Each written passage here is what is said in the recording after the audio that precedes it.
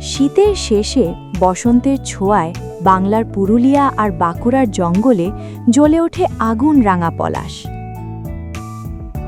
চারিদিক ভরে যায় লাল কমলা রঙের অপূর্ব সৌন্দর্যে। দূর থেকে দেখলে মনে হয় বন জুড়ে যেন আগুনের মেলা বসেছে। কিন্তু ঠিক কখন যাবেন এই পলাশ ফুলের সৌন্দর্য দেখতে? প্রতি বছর ঠিক একই সময় কিন্তু পলাশ ফুল ফোটে না, তবে মার্চ মাসই পলাশ দেখার সেরা সময়।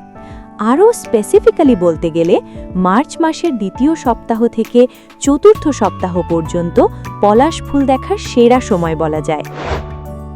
প্রকৃতিপ্রেমী আর ফটোগ্রাফারদের জন্য এটা স্বপ্নের মুহূর্ত।